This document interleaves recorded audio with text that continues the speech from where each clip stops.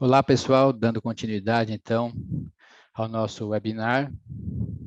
Eu gostaria de iniciar falando brevemente sobre a Water Service and Technologies, para aqueles que não conhecem. A nossa empresa é uma empresa de consultoria, presta serviços na área de hidrogeologia, hidroquímica, geotecnia, banco de dados e outros temas afins. Nós executamos serviços fundamentalmente para a indústria de mineração, abastecimento de água, setor de bebidas, outras indústrias. E também distribuímos alguns produtos relacionados ao tema aqui no Brasil, produtos da Waterloo Hydrogeological, softwares de modelagens, banco de dados, interpretação de testes de aquíferos, os produtos da Van Essen, para monitoramento ambiental, e os softwares da Bentley, com especial em foco aos softwares da família Soil Vision e o Plaxis. No nosso webinar de hoje, nós vamos falar um pouquinho sobre os tipos de poços tubulares profundos, os aquíferos. Isso tem relação, naturalmente, com o tipo de manutenção que você vai fazer. Nós vamos tentar responder a pergunta de quando devemos fazer a manutenção dos nossos poços. Vamos discorrer brevemente sobre os principais problemas que ocorrem nos poços tubulares profundos, falar um pouco sobre os métodos de limpeza mais convencionais, discorrer um pouco sobre a desinfecção bacteriológica e, por fim, fazer uma conclusão. Bom, em relação aos tipos de poços tubulares profundos, que é o foco de nosso webinar hoje, nós vemos aqui três diferentes tipos de poços. À nossa esquerda, os poços perfurados em terrenos inconsolidados, naturalmente, via de regra, rochas sedimentares, mas não necessariamente rochas sedimentares.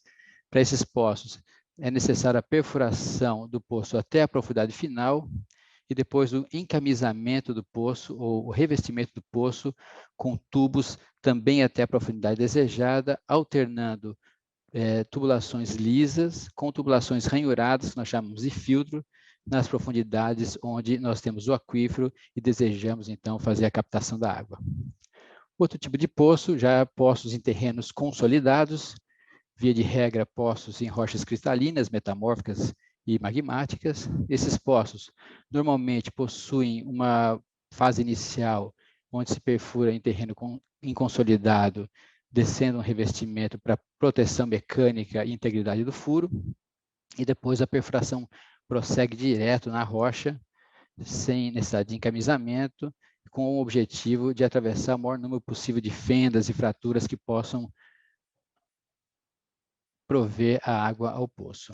E, por fim, os poços mistos, que são normalmente perfurados em regiões onde você tem uma capa sedimentar que você deseja aproveitar a água, então você faz exatamente como os poços em terrenos inconsolidados, você perfura até o contato com a rocha sã, reveste o tubo, alternando tubos lisos com tubos filtros, tubos ranhurados, onde você vai admitir a água dessa parte inicial do aquífero, e depois segue a perfuração em rocha até a profundidade final do poço, com o intuito de atravessar fraturas que contenham e armazenem água. Os tipos de aquífero, de acordo com a porosidade da rocha, também bastante conhecido de vocês, nós temos o aquífero poroso ou granular, associado a terrenos sedimentares, normalmente a arenitos. A água percola, então, pelos poros dos grãos. O aquífero fissural, que é associado a rochas impermeáveis, rochas graníticas e metamórficas, normalmente. A água, nesse caso, percola em fraturas ou fendas ou descontinuidades que essa rocha possua e que estejam interligadas com a superfície para recarga. Por fim, o aquífero kárstico, que está relacionado com rochas carbonáticas, e nesse aquífero a água percola também por fraturas, por cavernas e por alguns condutos que são normalmente produzidos pela dissolução mineral. Para cada tipo de poço e tipo de aquífero, você tem problemas distintos e métodos distintos que você deve aplicar preferencialmente para fazer a limpeza, a manutenção do seu poço. E a pergunta que a gente mais escuta aqui nos nossos webinars sobre perfuração é: quando devemos fazer a manutenção dos poços? E para responder essa pergunta que nós decidimos, então, fazer esse webinar justamente para endereçar a resposta.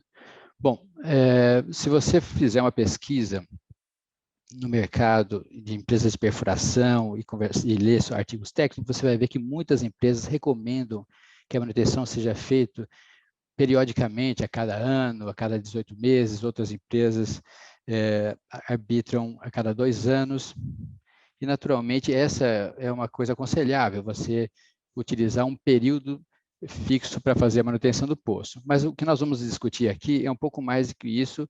Nós vamos tentar entender como o poço pode nos avisar o momento correto de fazer a manutenção. O poço, quando ele é bem projetado, ele tem duração de muitos anos, pode durar muito mais de 20 anos.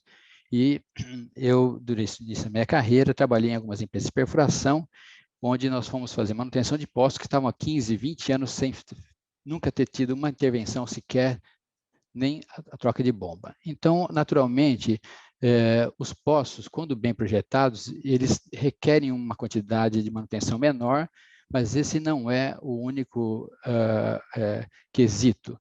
Um importante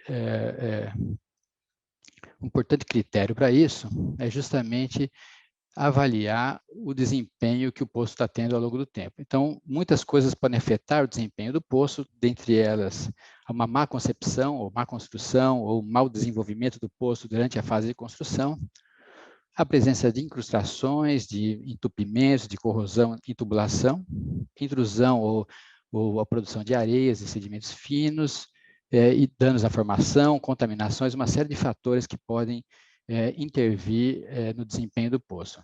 Então, eu acho que a primeira grande mensagem que nós gostaríamos de deixar aqui nesse webinar é de que monitorar o desempenho de um poço é a ferramenta mais eficiente para se antecipar a problemas, ou seja, para determinar o momento certo de fazer a manutenção do seu poço. Então, bom, quanto devemos fazer a manutenção do poço? Não existe uma resposta única para isso. E nós vamos justamente discorrer um pouquinho sobre isso. Então, quais são os principais parâmetros que nós devemos monitorar num poço? É a vazão dele, o nível estático, ou seja, o nível da água quando o poço está inoperante, o nível dinâmico, é o nível da água quando o poço está produzindo, fazer análises físico-químicas periodicamente, análises bacteriológicas também, e executar testes de bombeamento periódicos. Para aqueles que estão já acostumados a ver nossos webinários, nós temos webinars específicos que falam como fazer teste de bombeamento periódico. Eu sugiro grandemente que vocês assistam esse webinar. Bom, para fazer o monitoramento de nível estático e dinâmico, você vai precisar de algum ferramental. Uma maneira simples de fazer isso é instalar equipamentos automáticos de medição de nível. Aqui nós temos o exemplo do CT Diver, que é um equipamento que mede não só o nível d'água, mas também a temperatura e a condutividade elétrica, então ajuda você a inferir algumas coisas com relação à análise físico-química. Bom, quando o desempenho do seu poço diminui significativamente, então é hora que você tem que considerar a manutenção. Quando fazer a manutenção? Bom, uma regrinha que a gente pode adotar aqui é, bom, quando que o poço está perdendo desempenho? Bom, ele está perdendo desempenho quando a capacidade específica dele diminui em relação ao valor original. O que é a capacidade específica? A capacidade específica é definida como a vazão sobre o rebaixamento. Aqui optei em expressar em metros cúbicos por hora a vazão e o rebaixamento em metros. Então, usando aqui esse desenho, vocês veem aqui o nosso poço, o nível estático do poço, que é o nível da água quando o poço está inoperante. Então, à medida que você vai bombeando o poço, o nível da água vai rebaixando dentro do cilindro até chegar a uma determinada estabilidade. Esse nível estável aqui nós chamamos de nível dinâmico, e ele, obviamente, uma vez rebaixado, vai provocar um rebaixamento, ou um comportamento no aquífero lateralmente, que nós chamamos de cone de rebaixamento. Bom, O que é a capacidade específica? É basicamente a capacidade que o poço tem de produzir uma quantidade de metros cúbicos hora de vazão para cada metro que nós rebaixamos do nível da água. Ou seja, vamos admitir que nesse diagrama nós estamos aqui, o poço está no nível 0, o nível estático está a 10 metros e o nível dinâmico está a 20 metros. Ou seja, e que o poço então esteja produzindo 10 metros cúbicos hora. Bom, a capacidade específica nesse caso, então, é 1 metro cúbico por metro de rebaixamento. Ou seja, à medida que eu rebaixo 1 metro do nível, eu tiro 1 metro cúbico hora, ou seja, 1.000 litros por hora. De maneira que quando o nível chegar à estabilidade de 20 metros de profundidade, eu vou estar produzindo 10 metros cúbicos hora. Então, essa é a capacidade específica desse exemplinho que a gente passou aqui. Bom, e se ao invés de eu rebaixar 20 metros, eu rebaixar 19 metros? Significa que eu vou produzir 9 metros cúbicos hora por metro rebaixado? Exatamente. E se ao invés de estabilizar em 20 metros, a gente aprofundar um pouco o nível dinâmico, chegar, por exemplo, a 21 metros de nível dinâmico? Bom, isso significa que você vai tirar 1 metro cúbico hora a mais do seu poço. E essa relação, ela é estável, é linear? Na realidade, essa relação é linear até uma determinada profundidade, e a partir de então, você precisa rebaixar muito mais o poço para tirar 1 metro cúbico hora, ou seja, existe uma inflexão da curva e essa capacidade específica já não funciona mais. Então, o que é importante? Importante é nós olharmos o teste de vazão original que o poço foi feito quando da construção, calcular a capacidade específica do poço naquela ocasião da perfuração e, periodicamente, fazer um ensaio de bombeamento, onde nós vamos medir o nível estático, o nível dinâmico já estável, após um tempo de bombeamento, calcular a capacidade específica e comparar a capacidade atual com aquela original. Se essa variação for muito grande, for da hora de 25%, isso significa que o poço está perdendo desempenho e está na hora da gente fazer uma manutenção no mesmo, para recuperar a capacidade específica original, se possível. Um outro ponto que eu chamo a atenção aqui é que sempre consulte a legislação do seu estado, uma vez que existem alguns estados que têm legislação própria e que obrigam a manutenção periodicamente. Eu acho que o estado de Pernambuco é um exemplo desse. Bom, agora vamos discorrer um pouquinho sobre os principais problemas que nós enfrentamos nos poços. Um dos problemas mais usuais são os problemas mecânicos, e aqui eu coloquei alguns deles. O primeiro problema mecânico é a obstrução das seções filtrantes. Aqui nós vemos aqui um exemplo de uma seção filtrante, um filtro, aqui o aquífero e o pré-filtro. Então, basicamente, essa aqui seria a formação geológica, o aquífero, essa aqui seria a parede da perfuração. Aqui o revestimento que é descido dentro do furo e o espaço anular entre a perfuração e o revestimento, preenchido com areia selecionada ou pré-filtro. Então, aqui a água sai do aquífero, percola lentamente pelo pré-filtro, encontra as ranhuras do filtro, entra dentro do poço e é capturado pela água para o seu bombeamento até a superfície. Bom, quando que nós podemos notar a obstrução das seções filtrantes? Quando o rebaixamento do nível dinâmico vai se tornando progressivo para a retirada do mesmo volume de água, ou seja, cada dia que eu ligo o poço, o nível dinâmico está mais profundo e eu estou tirando a mesma quantidade de vazão, e ao desligar do poço, eu não noto um decaimento do nível estático, ou seja, o nível recupera até aquela profundidade que normalmente ele recupera, ou seja, preciso rebaixar mais para tirar a mesma vazão. Quando desligo o poço, o nível da água se estabiliza mais ou menos nessa mesma profundidade. Bom, então isso é capacidade específica? Está alterando a capacidade específica, aquilo que a gente falou anteriormente.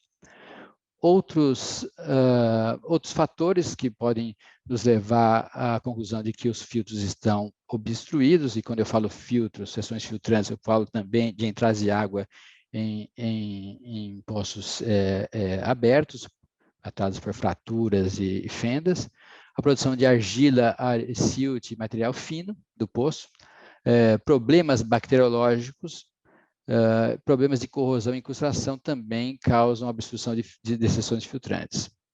Um outro problema bastante comum, um problema mecânico em poço, é a produção de areia.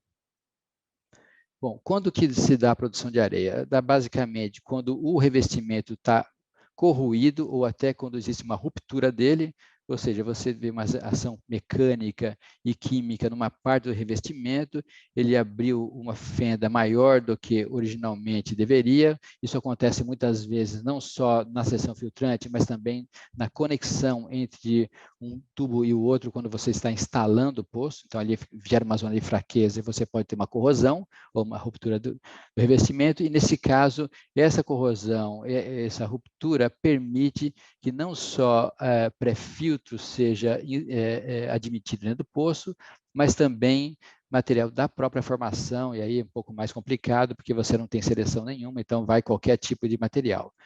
Uma outra coisa que acaba gerando a produção de areia é a má instalação do pré-filtro, gerando pontes intercaladas na coluna de pré-filtro. O que significa isso?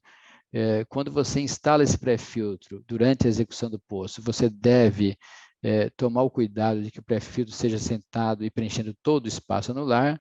Muitas vezes, quando esse assentamento não é feito corretamente, com o passar do tempo, o pré-filtro se acomoda e vai sedimentando dentro do espaço anular e gerando um espaço vazio que não é preenchido por ele, e isso permite, então, que a formação geológica invada essa região do espaço anular e faça um contato direto com o seu revestimento. A mesma coisa o recalque, onde você tem esse assentamento e você gera um espaço vazio mais da parte superior do poço, permitindo, então, que a formação geológica entre em contato direto com a seção filtrante, produzindo, então, areia. Todo poço produz algum nível de areia. O que nós temos que fazer é monitorar a produção de areia, tentar identificar de onde essa areia provém e fazer, digamos assim, as manutenções corretivas, quando é o caso, para sanar o problema de produção de areia. Existem vários aspectos de ordem construtiva que também causam problemas mecânicos. Nós vamos citar alguns deles aqui. Um exemplo é a descida incorreta do revestimento do poço. Existem várias situações que pode ocorrer, desde da seleção equivocada do tipo de revestimento que você vai usar. Se você está perfurando, por exemplo, numa região litorânea que você sabe que existe uma água agressiva, uma água salinizada, você deve adotar revestimentos que sejam um pouco mais resistentes à corrosão. O PVC geomecânico é um exemplo disso. A mesma coisa com relação a centralizar esse revestimento. Para você garantir que o revestimento, no caso aqui expresso nesse desenho, fique centralizado no furo e permita, então, que não só o pré-filtro fique no seu entorno de maneira homogênea, mas também a cimentação que vai fazer a proteção sanitária do início do poço também englobe todo o revestimento, você necessita, então, que esse revestimento esteja centralizado no furo. Então, você faz uso de centralizadores que, ao descer no furo, mantém o revestimento centralizado, evitando, então, que o pré-filtro ou o cimento se acumule de um lado específico do furo, mantendo o outro lado, então, sem preenchimento e gerando, então, um conduto preferencial para que a formação geológica entre em contato com o revestimento ou a água indesejada, contaminada das partes superiores do aquífero, adentrem no poço. Uma outra questão também é a questão de como você vai fazer a conexão. Então, aqui um exemplo de uma conexão por solda. É importante que você garanta uma união completa, ou seja, que a solda que é aplicada na parte externa penetre em toda a espessura do revestimento, chegando até o outro lado. Então, quando existe essa falha, digamos assim, na solda, você acaba gerando pontos onde você não tem penetração de solda, e ali é um ponto de fraqueza que vai atuar quimicamente um material agressivo qualquer para fazer a corrosão do revestimento. E outra coisa também é o alinhamento dele, o aspecto geométrico. Eles têm que estar bem alinhados, uma seção de revestimento com a outra. Você não pode ter, por exemplo, um desalinhamento, como é o exemplo aqui, que você vai, obviamente, gerar zonas de fraqueza, e não pode também utilizar tubos ovalizados, que vai te dificultar fazer a conexão e vai também gerar zonas de fraqueza aqui passíveis de corrosão e incrustação. Um outro problema também é a questão da cimentação. Muitas vezes usa-se uma quantidade de cimento em contato com PVC e devido à elevada temperatura que o cimento atinge durante a cura, durante a pega do cimento, você acaba deformando o PVC e fazendo com então que o cimento entre em contato direto com o seu poço e destrua completamente o revestimento. Isso vai ser um ponto que vai te dar dor de cabeça na operação do poço. Um outro problema de mecânico bastante usual é defeitos no equipamento de bombeamento. Dentre os defeitos mais comuns é a desregulagem do conjunto de rotores e demais partes. Então, você nota esse problema monitorando ruídos, vibrações que o equipamento está gerando em superfície. Para quem não tem muita familiaridade, esse aqui é um exemplo de um equipamento de bombeamento, é um conjunto que nós chamamos motobomba. Então, nós temos na parte inferior um motor. Esse motor é um motor elétrico, o cabo aqui está mostrado aqui, vai até a superfície.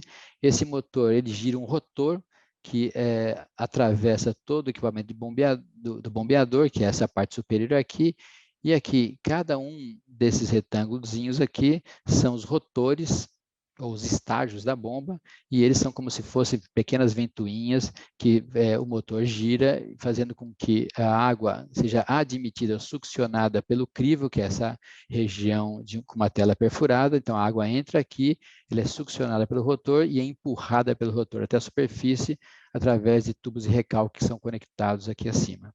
Então, essa aqui é uma curva típica de bomba. Para o mesmo motor, você tem várias diferentes curvas de performance, dependendo da quantidade de rotores que você anexar àquele motor. E aí, então, você vê aqui, por exemplo, para uma vazão de 10 metros cúbicos por hora, que está expresso aqui nesse eixo, e uma altura manométrica de 200 metros, que é justamente a somatória do desnível e da atrito e distância entre o nível dinâmico do poço e o local do reservatório onde você vai bombear a água. Então, por um exemplo aqui, de uma altura métrica de 200 metros e uma vazão de 10 metros cúbicos hora, você tem essa bomba aqui, essa curva de rendimento, que é uma bomba de, aparentemente, aqui 15 estágios. Muito bem. Então, essa aqui é uma bomba, é a curva de rendimento, aqui é a curva de rendimento do motor, e essa aqui é a curva que nós chamamos NPSH. Bom, o que é essa curva? É justamente para evitar esse segundo problema aqui, que é a cavitação dos rotores devido à presença de ar ou gás. Você necessita, para o bom funcionamento da bomba, que exista uma quantidade mínima de água sobre a cabeça da bomba. Por isso que é Net Positive Suction Head, ou curva NPSH.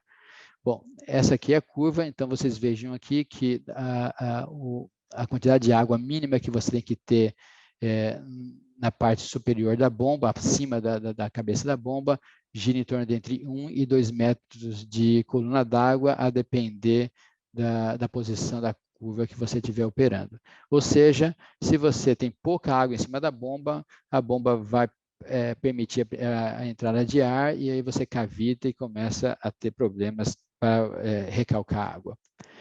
Perfurações no tubo de recalque, isso é bastante comum também. O tubo de recalque que é conectado na bomba e leva a água até a superfície, ele, com o passar do tempo, ele se corrói, acaba rompendo em alguns pontos ou criando algumas fendas, e aí então você começa a bombear a água, você vê no painel elétrico a amperagem está correta, a voltagem está correta, a bomba não tem nenhuma ruído ou vibração, mas a água não chega na superfície. Você vai checar ali e o nível dinâmico está um pouco acima. Quando você vê, o que está acontecendo é que a água está sendo bombeada, mas ela encontra uma fratura, encontra uma fratura ou uma fenda na parte superior, e a água então retorna para dentro do poço, gerando um ruído como uma cachoeira. Então, se você colocar o ouvido na boca do poço, você vai notar que está existindo alguma coisa errada na sua tubulação. Entupimento do crivo da bomba, que é essa área, também é um problema comum que ocorre. Problemas hidráulicos, existem vários aspectos hidráulicos que podem interferir na produção do poço. Um deles é a taxa de bombeamento, que pode ser superior à taxa de recarga do aquífero, ou seja, você está bombeando uma vazão superior à que o aquífero consegue te repor. Nesse caso, um indício disso é o decaimento progressivo e permanente do nível estático. Ou seja, se você monitorar no longo prazo o nível estático, cada vez que o nível, que essa bomba desliga, o comportamento desse nível até estabilizar próximo da superfície, e você notar dentro de um ciclo hidrológico, ou seja, dentro de uma época de cheia e de seca e de chuvas, de que esse nível, cada época seguinte, o nível está mais baixo, o nível estático está mais baixo, está decaindo progressivamente, sinal que você está justamente bombeando uma taxa maior do que o aquífero pode te dar. Outro problema é que a taxa de bombeamento ser superior ao limite de produção do poço. Ou seja, nesse caso, você tem um decaimento acentuado do nível dinâmico, sem alterar o nível estático, aquilo que a gente já falou da capacidade específica do poço. Uma outra questão é a interferência provocada por poços vizinhos. Então, o que você vai notar são oscilações bruscas e irregulares nos níveis d'água, tanto no nível estático como no nível dinâmico, que a gente vê dois poços aqui operando próximos um do outro, e o cone de rebaixamento interferindo, um cone interferindo no outro, fazendo com que justamente você provoque essa interferência que é indesejada. E, por final, obstruções nas entradas de água, gerando questões hidráulicas no seu poço. Um outro principal problema, um dos principais problemas que ocorrem em poços é a questão da qualidade da água, a ocorrência basicamente de incrustações e corrosões causadas por mudanças nas características das águas. Então, basicamente, o poço ele pode alterar o estado natural de equilíbrio físico-químico da água, dependendo das condições de bombeamento que ele seja submetido. Você pode também ter a expansão do cone de rebaixamento lateralmente, atingindo zonas onde a composição físico-química é diferente daquela que originalmente você estava capturando. Por exemplo, no caso de uma intrusão salina, onde você lentamente vai trazendo a cunha salina para o seu poço, e quando você vê, o seu poço já está com uma água salobra, e obviamente isso vai trazer uma série de questões químicas e qualidade de água no seu poço. O incremento da recarga do aquífero, ou seja, em situações muito específicas, onde, por exemplo, você tem o seu poço sendo recarregado de forma direta por um corpo hídrico superficial ou pela chuva, e aí você tem uma oferta de água bastante grande recarregando o seu poço e trazendo consigo características físico-químicas diferentes daquelas originais. E a própria contaminação produzida durante a operação do poço, seja por vazamentos, seja por má vedação sanitária do poço durante a construção, enfim, questões relacionadas com água. Aqui a gente vê questões de corrosão e incrustação dentro de revestimentos. Esse quadrinho mostra um pouco a questão do tempo. A gente falou de monitorar o nível da água, monitorar a vazão, monitorar a capacidade específica do poço, a qualidade dele, e no sinal ou em sinais de perda de performance, programar a manutenção. Aqui é um artigo técnico que basicamente mostra a frequência de necessidade de manutenção corretiva, ou seja, quando o poço já entra numa situação de colapso e você precisa fazer alguma coisa comparado com o tipo de aquífero que você está trabalhando. Então, por exemplo, o tempo vai desde um aquífero aluvionar, aquífero inconsolidado, sedimentar, você tem muito problema de carregamento de finos para dentro do poço, você tem a precipitação de óxido de ferro, muito comum, você tem problemas de incrustação questões de variação na recarga do aquífero, então isso acaba conduzindo a frequência de manutenções muito minimamente cada 2 a 5 anos, você tem que fazer uma intervenção corretiva no poço. Não é ideal chegar nessa situação, o ideal é programar a manutenção preventiva, observando aquilo que nós discorremos há pouco. E exemplos assim, já no oposto, poços em rochas metamórficas ou poços em terrenos consolidados, onde você tem como principais problemas a obstrução de fissuras, mineralizações, mas isso acaba tendo um tempo de resposta muito longo, então a frequência de manutenção pode chegar de 12 a 15 anos para o poço, para você ter que fazer uma manutenção corretiva, digamos assim. Bom, qual é a sequência típica para a manutenção de um poço? A sequência típica de trabalho. Primeiro é mobilizar um equipamento capaz de executar as técnicas de manutenção que você vai selecionar, e nós vamos falar logo a seguir sobre as técnicas mais usuais. Retirar também, ser capaz de retirar os equipamentos que estão instalados no poço, ou seja, bomba, tubo de recalque, cabos, etc. E o que nós recomendamos sempre é utilizar a sonda percussora, que nós entendemos que é o equipamento mais adequado para fazer a manutenção do poço. Existem outros equipamentos que podem ser usados, o que vai acontecer é que, dependendo do equipamento, vai te limitar a aplicar uma ou outra técnica. A percussora já não, ela não te limita, você consegue aplicar qualquer técnica de manutenção com esse equipamento. O segundo passo da sequência de manutenção é medir os níveis de água. Se o poço está operando, está funcionando, você mede então o nível dinâmico, você mede a vazão, enquanto retira a bomba, os materiais, o nível da água vai estar recuperando, ao final você consegue recuperar, medir também o nível estático.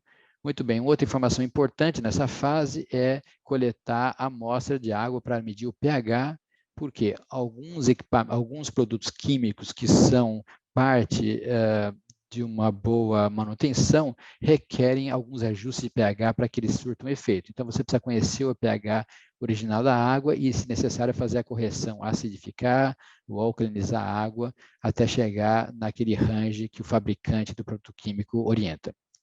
Bom, depois disso, você vai retirar a bomba submersa, as tubulações e acessórios, fazer uma inspeção visual no equipamento. Os equipamentos, muitas vezes você já visualmente identifica que tem um tubo de recalque ou uma conexão que está danificado, que já está incrustado, etc. O ideal, então, nessa oportunidade, já é substituir esses equipamentos. A bomba submersa, você vai fazer uma limpeza e uma inspeção visual. Em alguns casos, é necessário mandar a bomba para o fabricante para que ele coloque a bomba, então, numa bancada, execute os testes, faça os reparos necessários. Por isso é sempre bom, para evitar períodos longos sem a utilização do poço, ter bombas reservas para os seus poços. Bom, seguido dessa inspeção, nós fazemos, então, uma avaliação se há necessidade de fazer uma inspeção de vídeo, uma perfilagem ótica, uma filmagem do poço, para tentar identificar possíveis causas dos problemas, se você não conseguiu identificar ainda, baseado naquela lista de problemas que a gente mencionou. Em seguida, medir a profundidade do poço, que pode ser medida durante a inspeção, levar a câmera até o fundo do poço, ou mesmo com um equipamento auxiliar, uma fita métrica, alguma coisa assim, um pio de medição de nível, ou um cabo de aço, ou a ferramenta da percussora, e medir a profundidade do poço para ver qual a profundidade atual e comparar com a profundidade original do poço. Isso vai trazer algumas informações importantes para a gente de onde tem uma ruptura de revestimento, por exemplo, ou quanto de sedimento está depositado no fundo que deve ser removido, e dentre outras informações. Depois disso, nós temos que selecionar os métodos mais adequados para fazer a manutenção, de acordo com o tipo de terreno, com a qualidade da água, com o tipo de aquífero, escolher os produtos químicos que serão injetados, obviamente, se ater às orientações do fabricante do produto com relação ao produto. Então, não adianta, por exemplo, você selecionar um produto que tem que trabalhar num pH da água 7, o pH da sua água está 3 e você não faz a correção. O produto não vai surtir o efeito que você necessita. Então, você tem que seguir as orientações do fabricante do produto. Em seguida, você tem que aplicar os métodos que você selecionou. Muitas vezes esses métodos exigem a alternância de mais de um método e aplicação de produto químico, e bombeamento e purga e remoção desse produto de tempos em tempos. Uma vez que o método foi aplicado no tempo necessário, esse tempo necessário normalmente ele é ditado pelo próprio fabricante de produto químico. Em algumas vezes você pode observar até o comportamento da água, a qualidade que a água está saindo. E aí, quando a água já está bastante limpa, você então dá sua aplicação ou sua limpeza por encerrada. Você então reinstala a bomba submersa, as tubulações acessórias, executa um ensaio de bombeamento de acordo com a norma técnica, faz a regulagem da vazão e os demais aspectos do sistema. Então, você já sabe em que vazão você vai operar o poço com base na interpretação do ensaio de vazão, do ensaio de bombeamento. Você, então, regula aquela vazão. Se você tem, por exemplo, um equipamento dosador de cloro, você tem que, em linha, você tem que fazer a regulagem desse sistema também. Você faz uma desinfecção do poço, coleta uma amostra de água para análise físico-química e bacteriológica e faz o registro técnico de tudo que foi feito da manutenção, e esse registro, então, ele passa a ser importante para você comparar a performance atual do poço com a performance original e também com as performances seguintes. Bom, aqui vamos discorrer um pouco sobre os métodos de manutenção e recuperação dos poços. Bom, o primeiro método é o método de aplicação de produtos químicos. Aí existem uma gama de produtos químicos que podem ser utilizados. Os mais comuns são os polifosfatos, e o hexametafosfato de sódio, por exemplo, é o mais usual. Existem outros produtos também baseados em fosfatos e outros produtos químicos que são patenteados. Então, aqui alguns exemplos, é o No Rust, o Easy Clean, esse Fairbax é para desinfecção e controle de ferrobactérias. Um outro método é a cloração de choque. Você usa ácidos para remover as bactérias, então existem várias alternativas, o peróxido de hidrogênio é uma delas, existem alguns ácidos orgânicos também. A acidificação do poço, que é justamente a ideia aqui é descalcificar incrustações como carbonatos. O HCl é um produto utilizado, é bastante agressivo. Existem outros produtos também que você encontra no mercado. Outros métodos de manutenção são os métodos mecânicos e hidráulicos, então a injeção de ar comprimido, o turbulhonamento, nós vamos falar um pouco mais adiante, o plungeamento ou pistoneamento, escovação ou escovamento da parede do poço, o jateamento de água ou de ar e o superbombeamento. Existem outras tecnologias também, a perfilagem ótica, que nós vamos falar adiante, que é aquela filmagem que eu me referi. Esse Sonic Jet, que é um uso de ondas de choque para limpar filtros de informação, e o Aquafreed, também, que é a injeção de CO2 e ácido carbônico aliado a métodos mecânicos. Aqui um filminho sobre a perfilagem ótica. Então, essa ferramenta é importante. Você desce uma câmera no poço e você consegue, por exemplo, ver os aspectos de emendas dos tubos. Você consegue ver, por exemplo, a base do revestimento e o contato com a rocha, se aqui tem alguma oxidação, alguma passagem de água indesejada, por exemplo. Você consegue ver detalhes da parede do poço, tanto de visadas laterais como de visadas angulares, grande angular, como é o caso aqui. Para que a perfilagem tenha sucesso, você tem que estar com a água limpa, ou seja, tem que bombear o poço. Aqui é um outro filmezinho que mostra a primeira emenda. Você consegue ver o nível estático aqui. Então, tem uma precisão de metragem do cabo. Então, você consegue, por exemplo, observar aspectos da fratura, por exemplo, aqui, zona de fraturas, parede de poço. Você consegue inspecionar filtros. Então, é uma ferramenta que pode ser muito útil para você iniciar o seu projeto e, quando você não identificou o problema anteriormente, utilizar da perfilagem óptica para visualizar a questão. A perfilagem óptica também é utilizada muitas vezes no final dos serviços para comprovar a execução do trabalho. Então, você compara o antes e o depois. Então, se você identifica na perfilagem um problema sério de incrustação, você aplica os seus métodos, depois perfila o poço de novo e vai verificar qual o status, a situação das porções que estavam incrustadas no seu poço. Um outro método, e o método mais usual, é a injeção de ar, ou airlift. Ela consiste basicamente em você injetar ar através de um compressor de ar sob pressão. Esse ar ele entra num tubo de menor diâmetro, chega até um tubo injetor, que é conectado num tubo de maior diâmetro.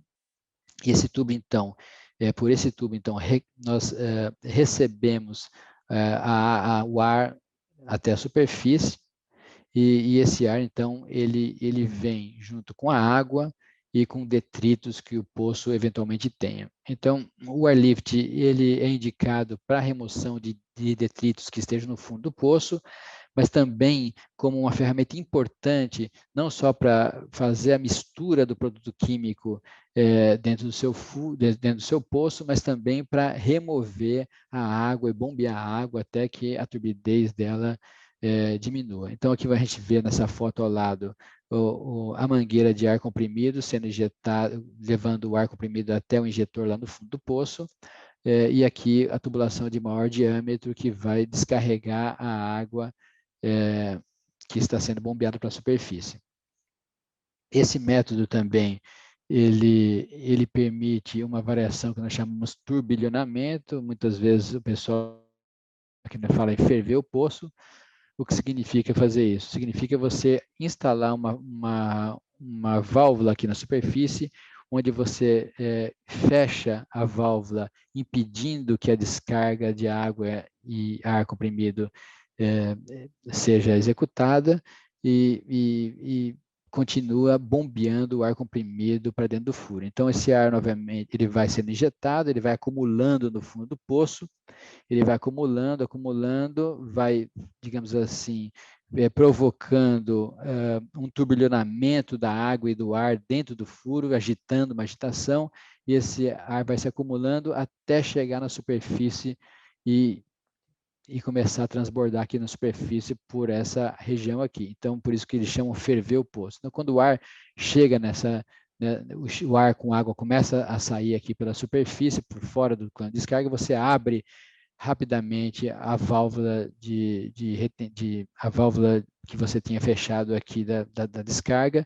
Então, todo o material, então, rapidamente é expulso de uma maneira bastante forte para a superfície. Então, você alterna períodos de injeção de ar com descarga contínua, com fechamento e turbilhonamento para ferver o poço, digamos assim, e provocar uma agitação maior.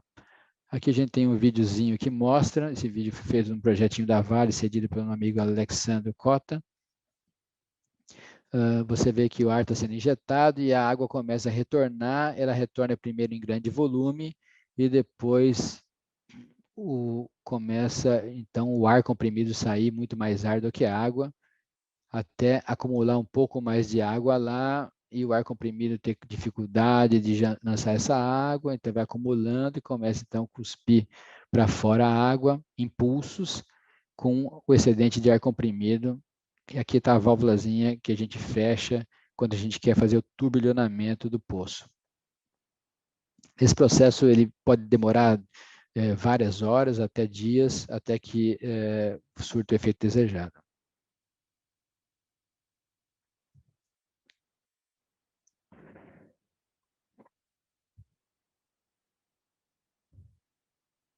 É importante notar que para um bom airlift, uma boa injeção de ar, você tem que calcular a capacidade correta do seu compressor de ar de acordo com o volume de água que você quer bombear. Um outro método é o pistoneamento. O pistoneamento é um método bastante eficiente. Ele consiste basicamente em pistonear com um êmbolo de borracha, que a gente vê aqui, que é como se fosse que é instalado dentro do revestimento, ou seja, é uma ferramenta onde você anexa um êmbolo de borracha aqui. Esse êmbolo ele vai descer rente ao revestimento do poço e ele vai, então, fazer um movimento constante de subida e descida, de maneira que ele crie uma pressão positiva e negativa no revestimento, como se fosse uma seringa de injeção, que também tem um êmbolo de borracha que faz todo o líquido que vai ser injetado na gente, digamos assim, sair de dentro da seringa. É a mesma coisa aqui, esse movimento vai e volta, então ele permite que haja um fluxo de água e muitas vezes associado à aplicação do produto químico, e que esse fluxo ele force a entrada dentro da fratura da rocha, então ele vai entrar com o produto químico dentro da rocha ou dentro dos filtros do pré-filtro, depois no movimento inverso, quando o êmbolo está sendo trazido para a superfície, você gera aquela pressão negativa e toda aquela água com o produto químico que foi injetado dentro da formação geológica retorna para o seu poço, e esse constante movimento de entra e sai da água na formação geológica é que faz justamente o método ser bastante eficiente. Um cuidado que nós temos que ter para esse tipo de método é que muitas vezes, quando o revestimento já está muito corrompido, muito corroído, você pode danificar permanentemente o revestimento. Então, muito cuidado, especialmente quando o poço é revestido com PVC geomecânico, que é um revestimento de menor resistência mecânica, e você pode danificar o revestimento. Aqui tem um filminho breve da ferramenta sendo utilizada dentro do poço. Você vê que ele está sendo, o êmbolo, então, o pistão está sendo, chega na superfície, o vídeo não está com muita qualidade. Ele está trazendo consigo, obviamente, por gerar uma pressão negativa, toda a água e produto químico até a superfície. Nós trouxemos aqui justamente para... E agora ele vai fazer o seguinte inverso de injetar a água para dentro da formação.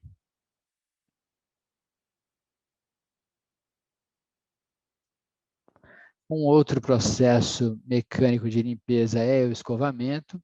Existem vários tipos de escova. Aqui nós estamos vendo o exemplo de uma escova de aço. Então, são uma sequência de escovas que são fixadas a uma ferramenta. Nesse caso aqui, tem também a possibilidade de fazer a injeção de ar ou de água através desses orifícios. Então, essa escova ela vai passar rente ao revestimento, e o objetivo da escova, obviamente, é mecanicamente remover detritos e incrustações que tenham nesse revestimento. Então, você faz uma limpeza da parede do poço mecanicamente. Você pode fazer o escovamento da mesma forma que o pistoneamento, com movimentos continuados para cima e para baixo, e isso ajuda também o produto químico a agir. Aqui, um outro exemplo de escovas de nylon sendo utilizadas em combinação com jateamento, que é justamente uma ferramenta que permite que você injete sob pressão água ou ar, e esses orifícios, então, fazem com que o ar ou a água são expulsos de dentro da tubulação e atingem a parede do poço, auxiliando na remoção de resíduos também, e também auxiliando para que o produto químico seja inserido dentro da seção filtrante, dentro da formação geológica, quando é o caso de poços em rochas abertas, né, em poços abertos. Aqui o jateamento combinado com o plunge. Você tem um plunge em cima e um baixo, então você faz o serviço de plungeamento, mas ao mesmo tempo faz a injeção de produtos químicos, de água ou ar pelos orifícios. E aqui a combinação do jateamento, onde o ar é disperso, é injetada por dentro dessa tubulação aqui e diretamente na seção filtrante que você quer limpar, combinado com um airlift, onde você injeta o ar comprimido aqui e faz o ar voltar para a superfície com água. Então, você pode combinar esses diversos métodos para uma melhor manutenção do seu poço, a limpeza do seu poço. Um outro método bastante usual é o superbombeamento. Nesse caso, o método consiste basicamente em bombear o poço com uma vazão pelo menos 2 vezes maior do que a provável vazão de operação. Então, se você tem um poço de 10 metros cúbicos hora, você coloca uma bomba submersa, desculpa, que tem a capacidade para 20 metros cúbicos hora. Então, você vai bombear com bastante potência o seu aquífero. Obviamente, o rebaixamento do nível dinâmico vai se dar de uma forma bastante acentuada. Quando estiver próximo do crivo da bomba, você desliga a bomba e deixa recuperar o nível até próximo do nível estático, e aí você liga a bomba novamente e sucessivamente, então, vai fazendo esse bombeamento com parada, bombeamento com parada. Então, isso obviamente gera um fluxo turbulento no seu poço, mas ajuda você a carregar todos os detritos que você quer para fora do poço. Essa é uma questão que danifica um pouco a bomba, você acaba tendo um desgaste acentuado de rotor e outras peças, porque naturalmente o poço vai estar sendo bombeado com uma água suja, com uma água com resíduos, com uma água com produto químico. Então, normalmente as empresas de perfuração têm bombas já preparadas para esse tipo de operação. Não é recomendado, obviamente, fazer isso com a bomba do poço, até porque a bomba não deveria ter o dimensionamento de ser capaz de tirar o dobro da água que o poço produz. Então, a bomba do poço não seria uma ferramenta adequada para isso. Aqui tem um filminho só mostrando um bombeamento com uma vazão bastante elevada. Um poço está em Baza, na Bahia. Aqui ele já tá com a água bastante limpa.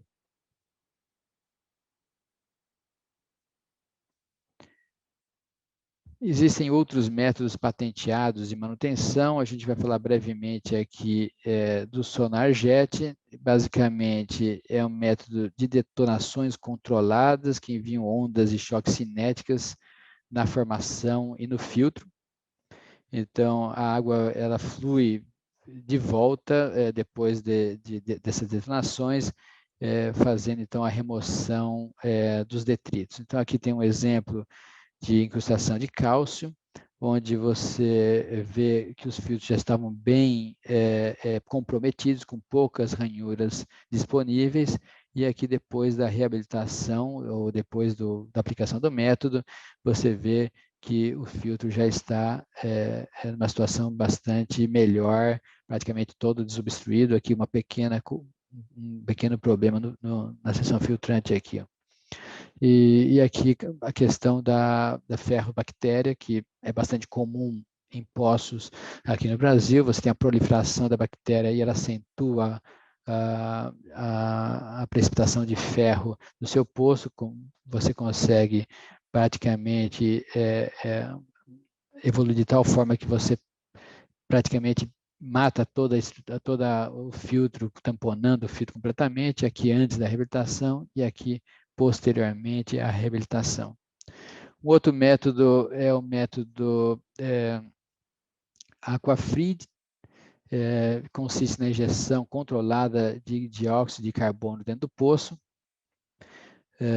Então, você faz uma injeção controlada, regula a taxa de alimentação aceita pelo poço,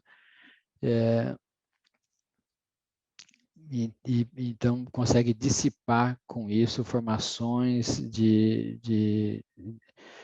que você não desejadas, digamos assim, dentro do seu poço. Então, basicamente, a eficácia do método se deve à combinação do ácido carbônico, agitação e congelamento localizado. Essa combinação resulta numa ruptura e deslocamento do material que está incrustado, e você, então, consegue, digamos assim, fazer a limpeza. Aqui tem uma situação de antes, como o poço estava, e após a injeção controlada do CO2, você vê que realmente foi uma limpeza bastante eficiente. Aqui tem um passo a passo que o fabricante indica. Esse é um método bastante caro, então, assim como o outro sonar, são métodos mais caros. Normalmente a gente recomenda os métodos mais convencionais, mas em alguns casos, dependendo do poço, vale a pena a gente fazer um investimento e e executar o método. Bom, o último passo da limpeza é fazer a desinfecção do poço, ou seja, você fez uma série de intervenções no seu poço, ele então precisa ser desinfectado, você precisa garantir que você vai matar todas as bactérias que eventualmente ainda residam dentro do poço ou aquelas que foram introduzidas com o ferramental de manutenção que você utilizou. Então, basicamente, nós recomendamos que a desinfecção seja feita depois da instalação da bomba definitiva do poço.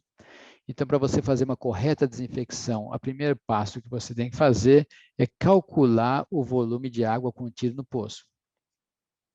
Então, para isso, você tem que calcular basicamente o cilindro do poço. Então, você deve considerar basicamente a profundidade total do poço e o nível estático da água do poço, como altura. Então, basicamente, se aplica a fórmula do volume, é igual a πr ao quadrado vezes a altura. A altura, nesse caso, é a profundidade do poço menos o nível estático.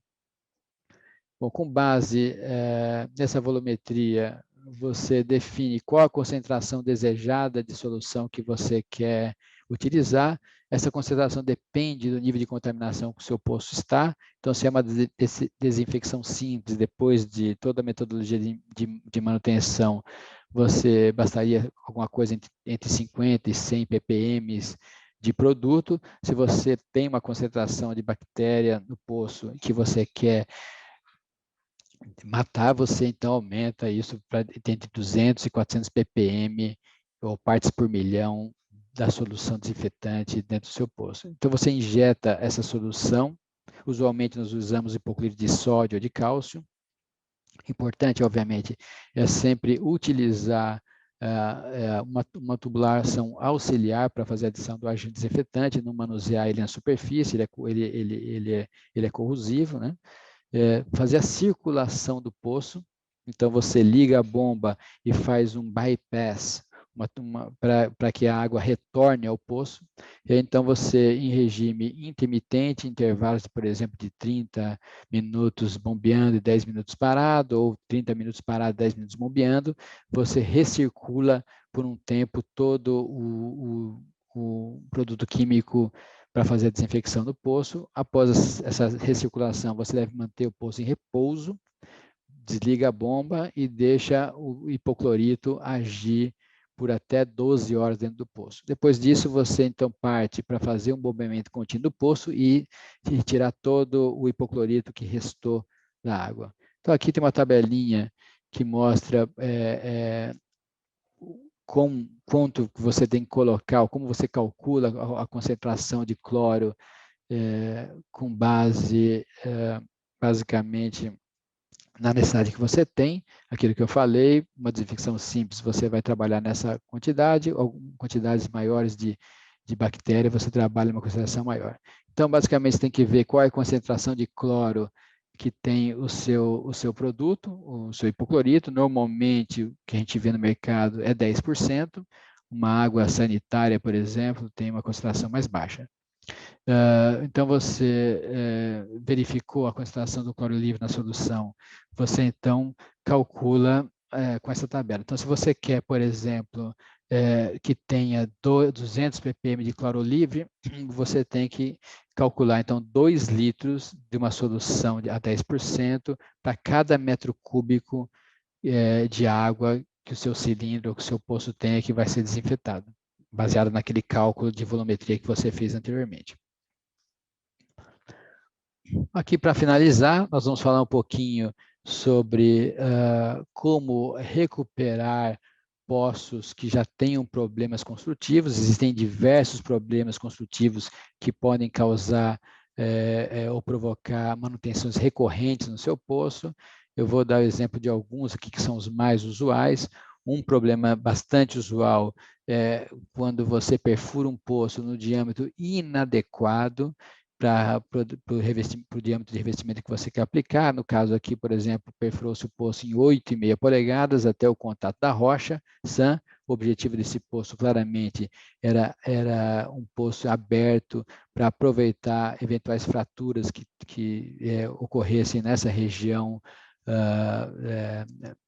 da rocha consolidada, do granito, no caso, para você garantir um bom isolamento da água inconveniente que possa existir na parte superficial, você tem que perfurar num diâmetro adequado que permita uma correta cimentação. Quando o diâmetro é muito pequeno, essa diferença anular aqui é muito pequena, no caso aqui, menos de 1 polegada de cada lado, então é muito difícil você garantir que o cimento que tem que ser injetado no anular venha até o fundo, até o contato e preencha todos os espaços. Então, o que acontece é que você gera pontes ou regiões onde o cimento não consegue chegar. Normalmente, essas regiões estão associadas com a base do revestimento, justamente no contato, onde você precisa maior proteção.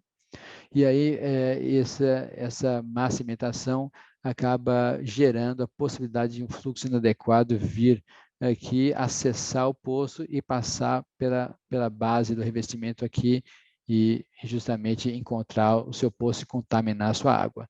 Então, esse é um problema construtivo que você pode fazer manutenção 200.000 vezes, que você vai ter que conviver com esse problema. Existem algumas soluções. A solução mais usual é reencamisar o poço. Existem algumas empresas que tentam bater o revestimento aqui, na tentativa de fazer um encaixe na rocha. Isso não é uma operação muito segura, eu não recomendo essa operação, até porque se o poço está minimamente cimentado, ele não vai conseguir fazer isso, vai acabar danificando o revestimento. Então, a solução que a gente encontra aqui é descer um revestimento interno, de diâmetro menor, no caso aqui 4 polegadas.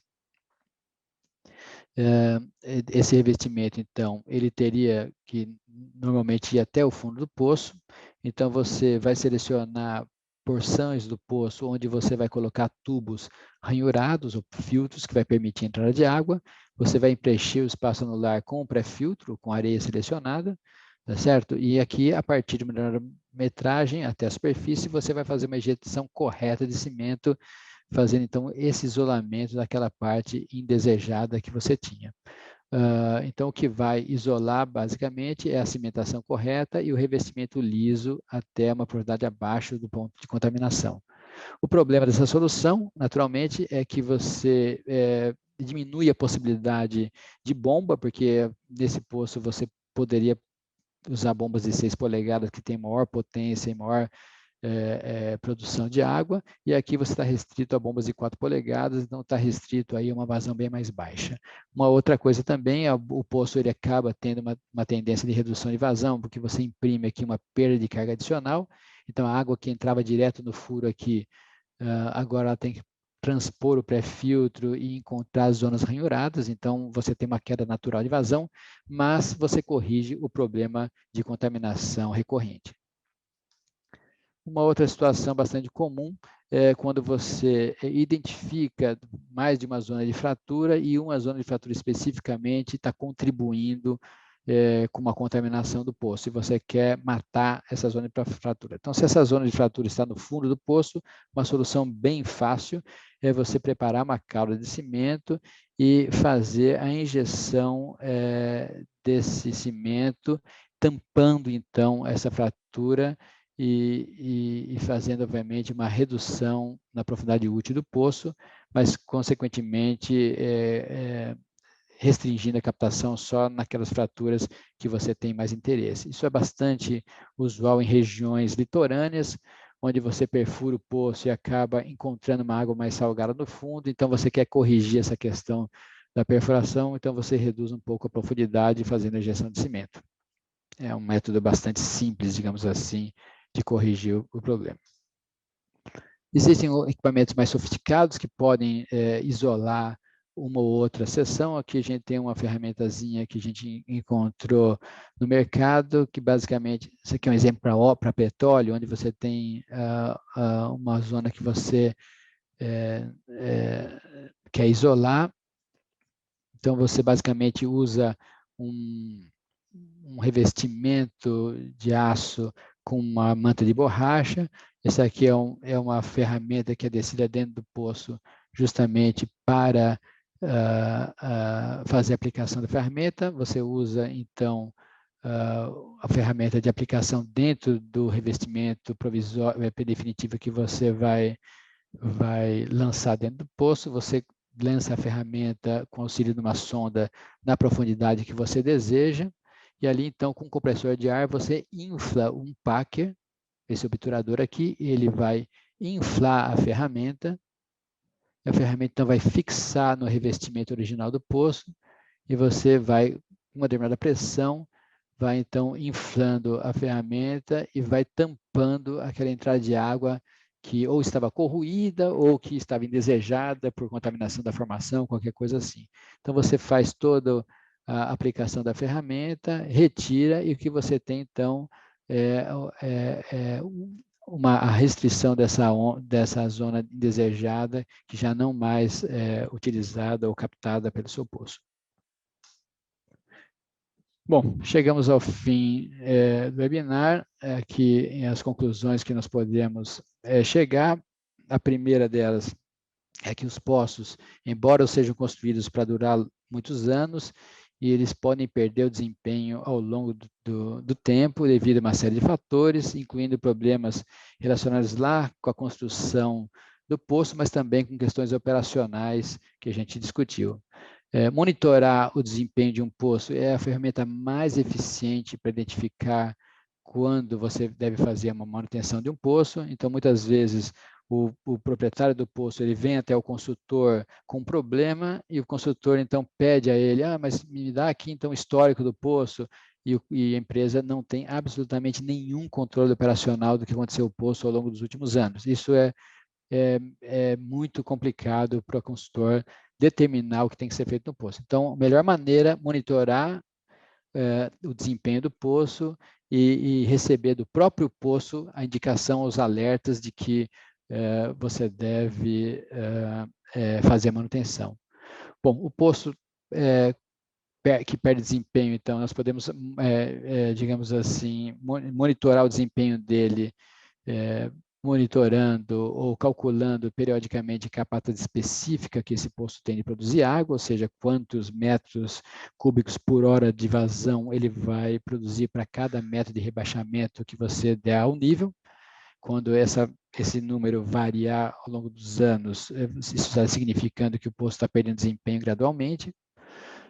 A seleção e o método de limpeza e recuperação do poço depende muito do perfil construtivo, se o poço tem filtro, se o poço não tem filtro, se o poço está em terreno carbonático que tende a ter incrustações de uma forma, você está num ambiente onde você tem precipitação de ferro, enfim, tudo isso vai determinar o método de limpeza mais adequado. E, por fim, o correto projeto e construção do poço vai necessariamente refletir na vida útil e na performance dele, o que pode reduzir demasiadamente os custos de manutenção ao longo da vida útil do poço.